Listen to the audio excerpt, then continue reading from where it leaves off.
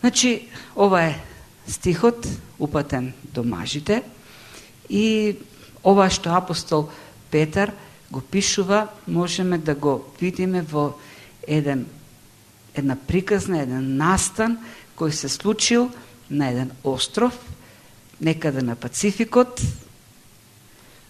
во кој луѓето имале обичај, мажите, кога си имаат жена, да плаќаат за неа мирис. И мирисот го плаќале со крави. Обично, мирисот што се плаќал за на просечна жена, бил 2 крави. Ако жената била поубава, се плаќало до 5 крави. Меѓутоа, во тоа село, на тој остров, имала една жена, Сарита, која никој не сакал да ја земе и никому не му се давало нито една крава за неа. И еднаш, еден човек по име Линго ја побарал Сарита за жена и платил не 2, не 5, 8 крави. И сите останале запрепастени. Си помислиле дека човекот се побркал. Па тој можел да ја земе и за една крава. Па дури можел и така да ја земе, што никој не ја сакал Сарита. И тој настан дошол до ушите на една новинарка која сакала да направи репортажа. И отишла тамо на островот, почнала да прави интервју, да истражува и на крајот стасала до семејството, до Сарита и Линго, и останала зачудена зашто Сарита не само што била убава, туку направила впечатлок дека можеби таа е најубавата жена во селото. И се позаинтересирала како така се случило сето тоа и го прашала Линго, зошто даде дури 8 крави за оваа жена, кога обичајот е од 2 до 5. И чув дека си можел дури за помалку.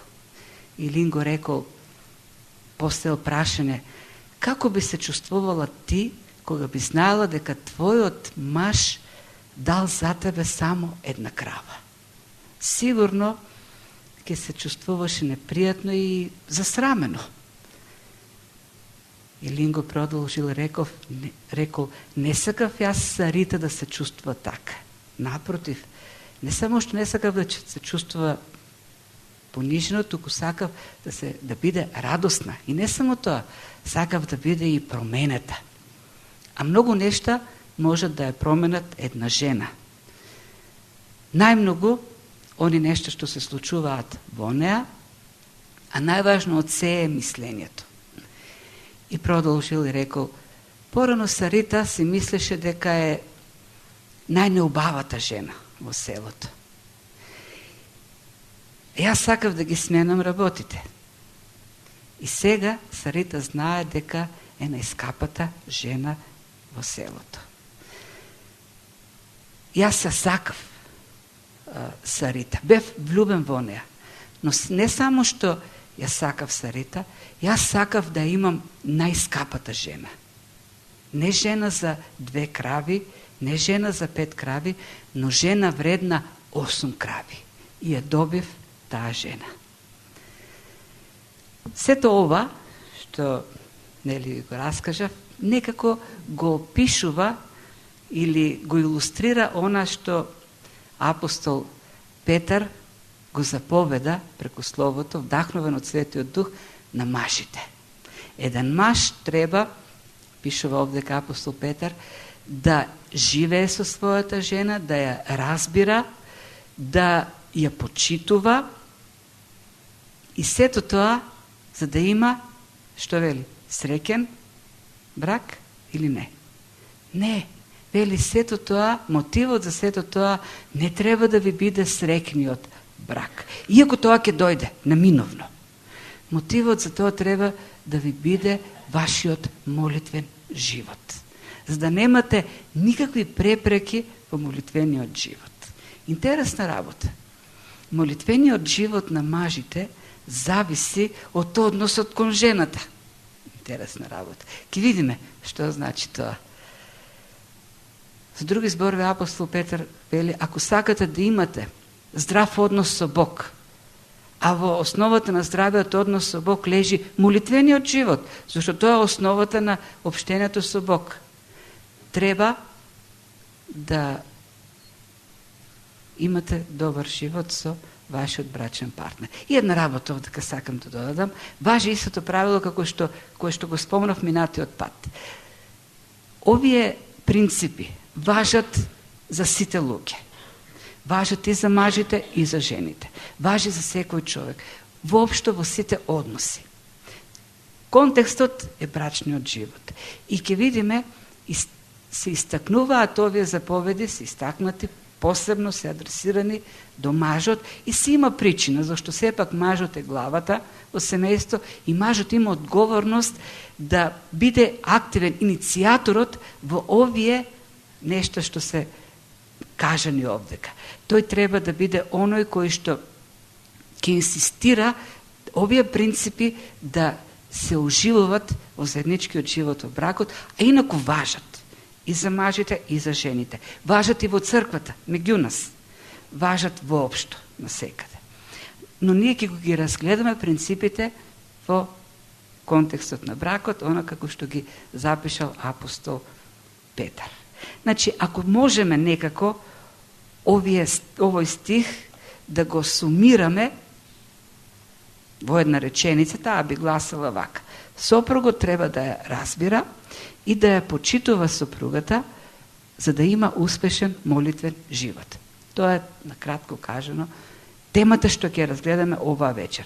Има две заповеди кои на крајот водат кон еден резултат.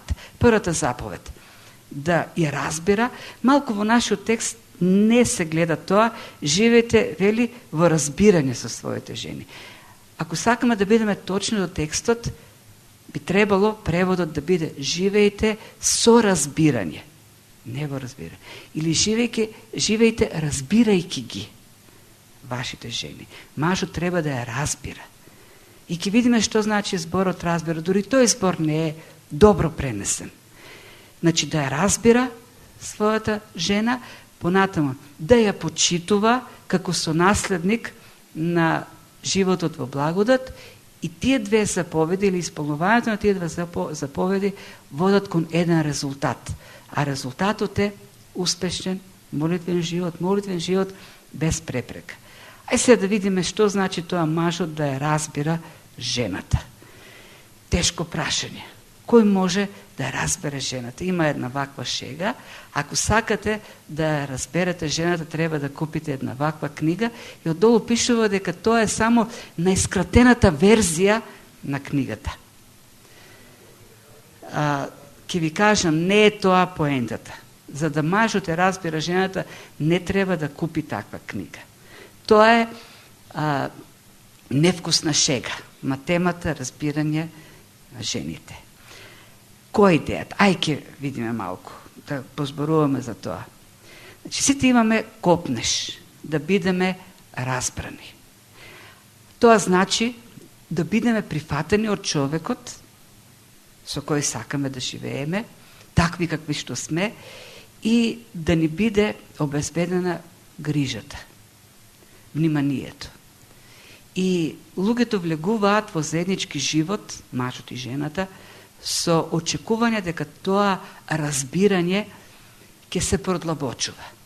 Но, она што на практика се случува е дека со годините мажот и жената се повеќе се зачуаруваат во черупките и со текот на времето, иако живеат заедно, физички всушност, реално се во паралелни вселени, различни вселени. И со текот на времето сознаваат дека не се истите луѓе. Поради низа причини. И она што е едно од основните, ова што апостол Петар овдека го истакна. Едно од поважните причини за тоа оттуѓување е невозможноста или незаинтересираноста на мажот, неизвршувањето на таа задача од страна на мажот за разбирање. Ке видиме што значи разбирањето, почитувањето, сите тие работи. Не можејќи да ја разбере, видејќи треба тони книги, нели? Мажот се препушта на да плива во води кои се полесни за него, под наводници, полесни. Тоа се препушта на кариерата, се искачува по таа висока планина, или пак едноставно го поминува денот во рибарење, за да не биде дома. И така, меѓу првото запче на првото дете и матурската на последното дете, во тој период полека се гради ѕидот на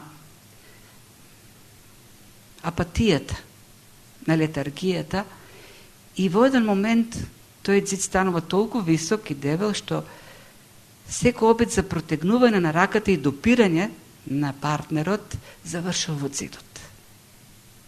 Тоа е реалноста. Како да не стигнеме до таму, вели апостол Петар, што треба да се прави? Има тука неколку поенти кои всушност го дефинираат разбирањето на жената. И обратно, но овдека поентата е поставена или акцентот е поставен на мажите. Неколку нешта се вклучени овдека.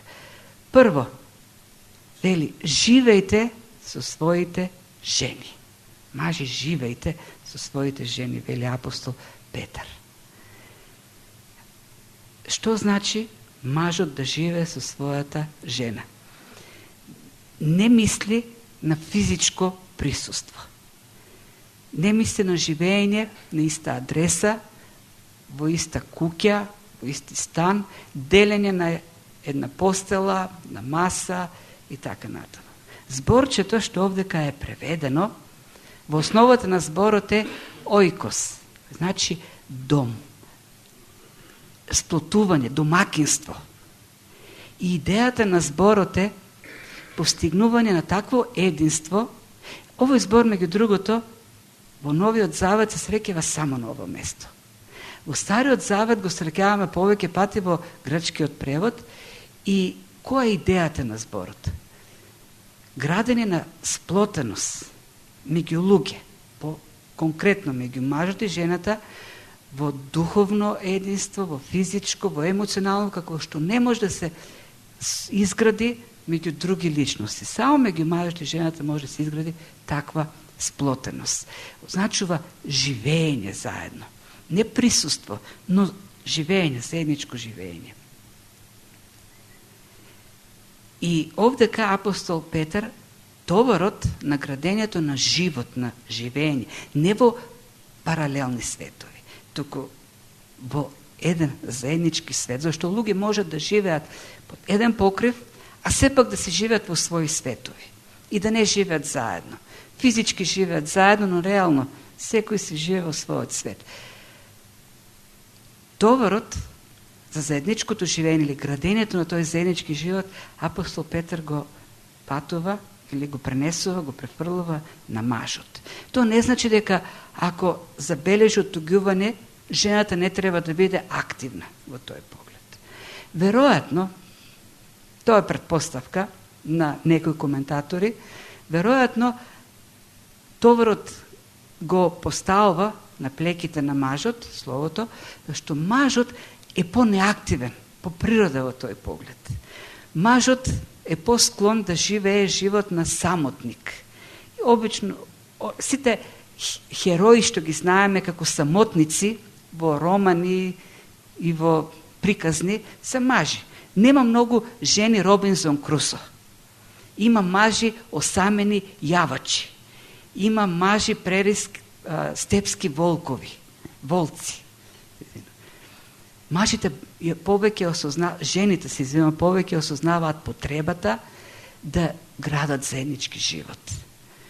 Жените не одат да ловат риби цел ден за да не бидат дома. Обично тоа го прават мажите. Иако има и обратни случаеви. Но некако мажите се карактеризираат повеќе со тоа. И можеби затоа апостол Петар заповедта ја дава на мажот. Мажот да биде активен во тој поглед. И секако, пак ќе истакнам, мажот е главата.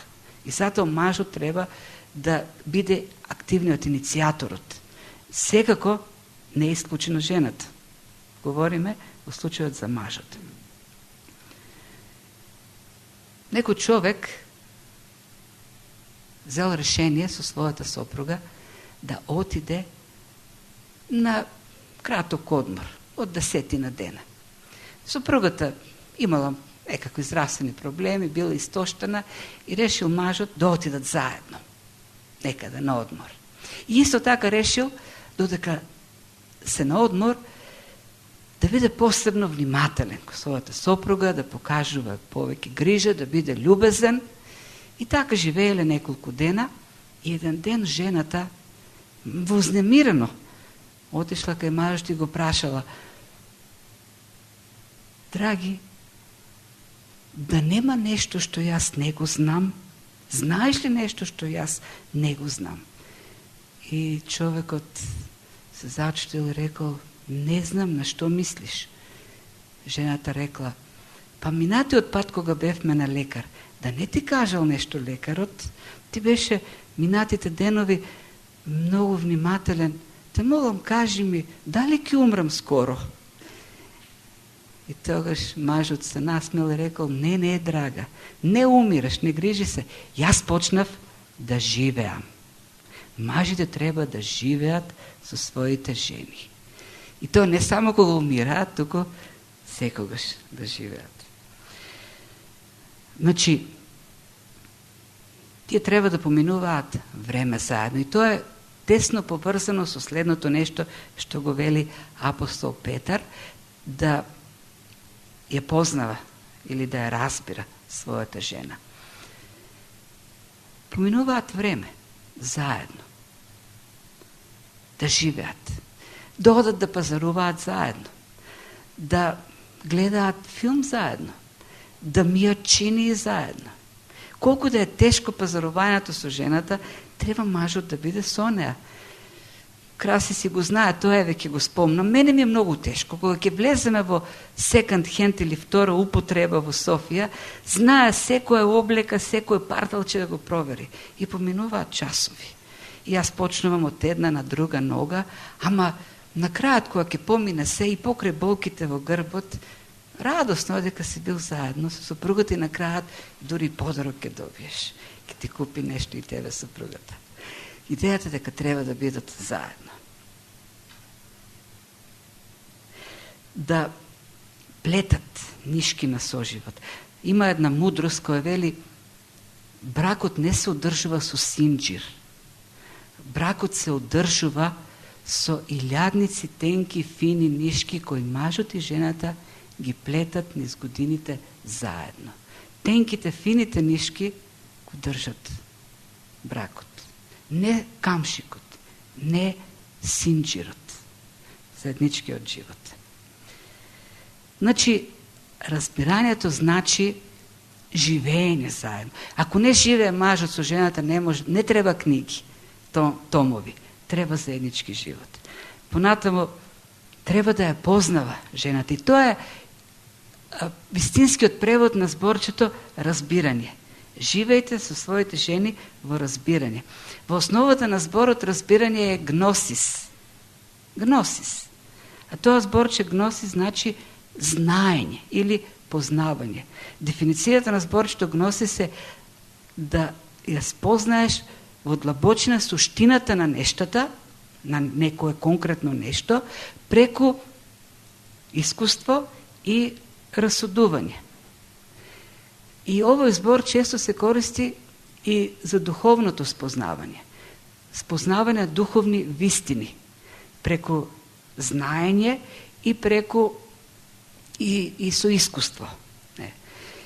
И во конкретниот случај апостол Петар го употребува ова зборче за познавањето, тоа е за разбирањето што мажот треба да го има кон жената. Тоа е идејата дека мажот треба да ја познава жената, не толку да ја разбира, да има знаење. Знаење кој се добива низ годините на заеднички живот.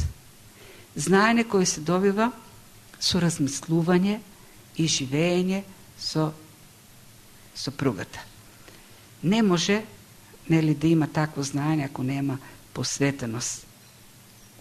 Тоа значи дека мажот треба да ја познава својата жена, да знае што сака, што мрази, што е силното кај неа, што е слабото, кои се стравовите, кои се радостите, која е надежта, а од што ја прави несрекна. Низ годините се случува тоа. Кога живееш и сакаш да живееш, и сакаш да запознаеш некого, и се случува, доаѓа до тоа.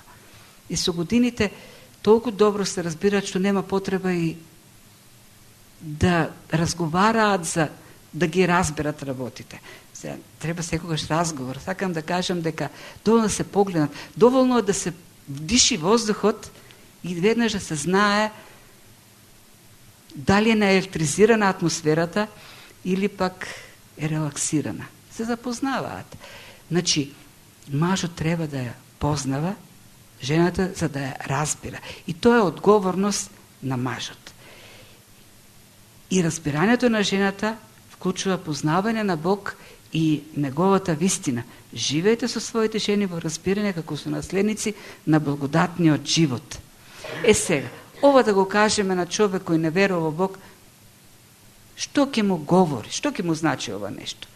Ти разбираја твојата жена, бидејќи таа е сонаследник на благодатниот живот кој Бог ни го дава. Ништо не значи. Така, ништо. За да го разбереме ова и вистински да ја разбираме жената, да ја почитуваме, и тоа е поврзано со следното што ја говориме, мажот треба да го познава Бог, да го познава благодатниот живот, за да разбере каков живот Бог обезбедил за неговиот партнер.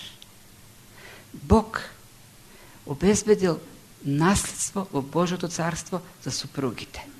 И кога еден маж ќе го осознае тоа, не може да не ја почитува и да не ја да не се грижи, да не покажува љубов. Во суштината овдека на нештата апостол Петар го истакнува духовната посветеност на мажот. Ако мажот расте во разбирањето на Бог, познавањето на Бог, тој ќе расте и во познавањето на себе си и на луѓето околу него, вклучително и на супругата. И оној дисбаланс што се случува несреќен во современите семејства е недостигот на духовност кај мажите. Се смета дека жената е таа која треба да оди на црква, да се моли, да чита Библија, додека мажите, тие се за некои поважни работи. Не е тоа машка работа. И имаме една дисхармонија духовна во семејствата. Жените се тие што одат на црква, жените се тие што читаат Библија, на мажите им е срам да читат Библија. Жените се тие што се молат, и машки се моли. И жените стануваат духовните водачи во семејствата. Има и случаи, но меѓутоа тоа е некако како правило. Апостол Петар вели, мажот, како глава на семејството, е духовниот водач и тој расте во познавањето на Бог и ја води сопругата во познавањето на Бог. И растејќи во познавањето на Бог, доаѓа до меѓусебно подобро разбирање, осознавајќи што Бог направил за луѓето, колку Бог не вреднува нас. Кога осознаваме колку Бог го вреднува ближниот, не можем јас да не го вреднувам. И тоа е врзано со следното, не можеме да ги вреднуваме луѓето, вклучително и брачниот партнер, ако не го познаваме Бог и благодатниот живот што Бог ни го дава сите нам. Идејата овдека на апостол Петар е мажи. Молете се со своите сопруги. Не се срамувајте. Тргнете ја гордоста. Живеете го духовниот живот и бидете водачи во семејството во тој поглед. Не е тоа женска работа. Тоа е машка работа. Или апостол Петар. Понатамо, значи, тоа е првото. Тоа се однесува на разбирањето. Мажите треба да ги почитуваат жените. Почитувајте ги како послабо суштество. И овдека има два збора кои имаат потреба од подобро објаснување. Почитувајте и суштество. Во оригиналниот текст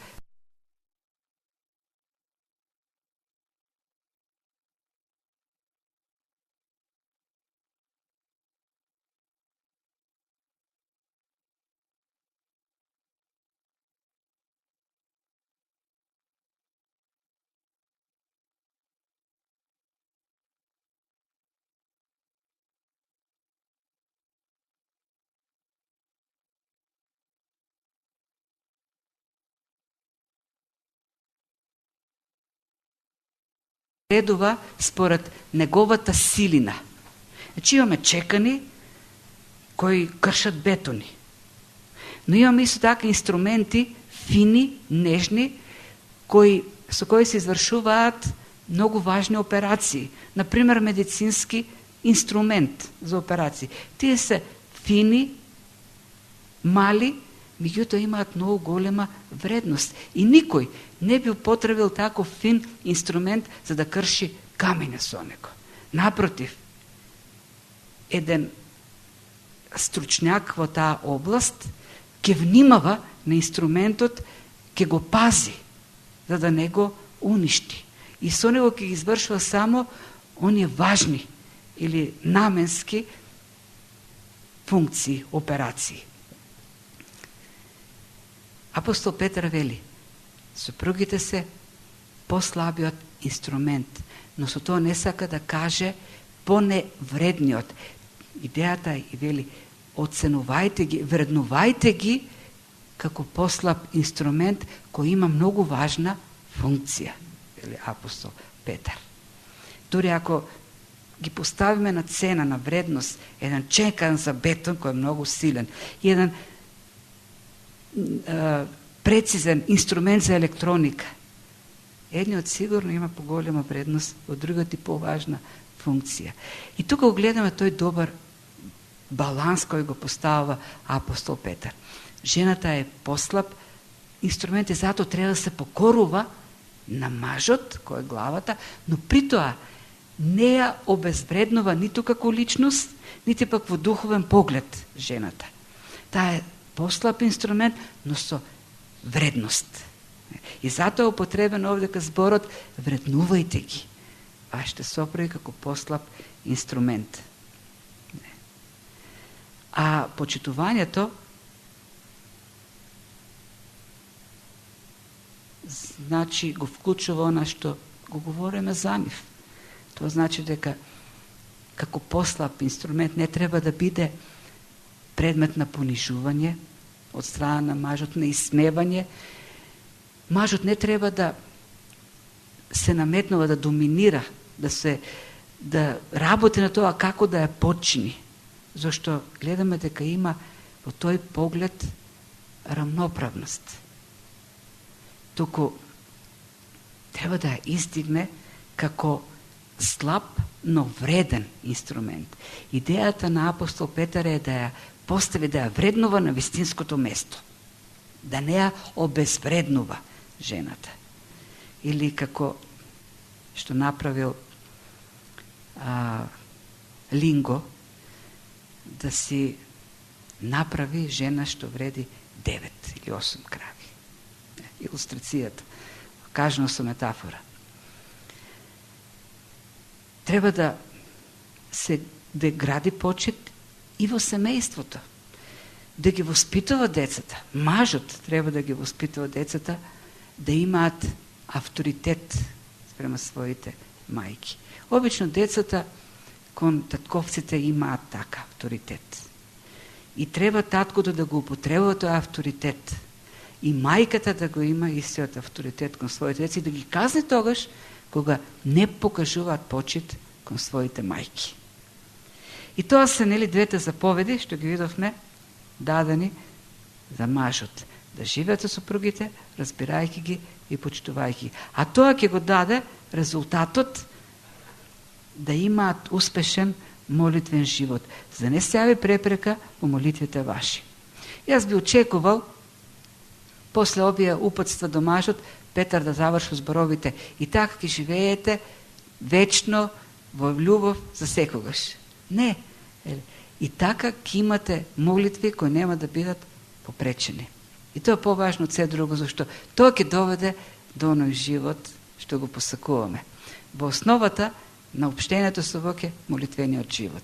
А пак општението со Бог е во основата на се друго. Тоа е линкот кој врзува и дава успех во се. Се се крепи на успешниот молитвен живот. А за жал многу христијански двојки не се молат заедно. И затоа немаат живот каков што Словото или Бог посакува за нив. се ослободиме од гордоста, од срамот, да се молиме заедно, вели апостол Петар. И кој е, како заклучок, должноста на мажот? Да биде како линго, тоест да ја направи својата Сарита како сопруга која ќе вреди најмногу од сите жени. Тоест, секој маж треба да има жена која вреди повеќе од сите други. За секој маж, неговата жена треба да биде поскапоцена од сите други. И да ви кажам, јас имам најскапата жена. И најубавата. И Гаго има најубавата жена. И Оце има најубавата. Сите имаме најубавата жена. Тоа треба да биде нашата цел во животот, во брачниот живот. За да немаме препреки во нашите молитви. Има еден Ирonside, познат автор, теолог, проповедник. Дошол некој човек, млад човек, така малку фалбаджија, и сакајќи да се пофали, тоест да се истакне така духовно, рекол: брат, јас имам духовен проблем. Мојот духовен проблем е што претерано многу ја сакам мојата сопруга. И очекувал пофалба за тоа. Меѓутоа, Ирonside го прашал: а сакаш да кажеш дека ја сакаш исто онолку колку што Христос ја сака црквата? И тогаш човекот рекол: па не баш толку. Имаш проблем, рекол Ирonside. И треба да работиш на решавањето на тој проблем. Зошто Словото вели дека мажот треба да ја сака жената онолку колку што Христос ја сака црквата. Ако не ја сакаме жената во онаа мера во која сме спремни да умреме за неа, имаме проблем, вели Словото. Проблем кој треба да го решаваме. Истото важи и за жените. Истото важи за сите нас. Господ да ни дава мудрост да живееме вистински живот како христијански семејства. Зошто? За да биде Бог прославен. Тоа е идејата. А убавиот, добриот живот, за кој ќе говориме следниот пат, ќе дојде. Ако ги исполнуваме овие принципи што Бог ги има за нас. Ако тој се прослави во нашиот живот, тогаш сигурно ќе си имаме убав живот, оној убав живот за кого сите копнееме. Не убавиот живот наводно, не убавиот живот во Беверли Хилс, убавиот живот во Божјото царство. Тоа е животот за кој треба да копнееме. Амин.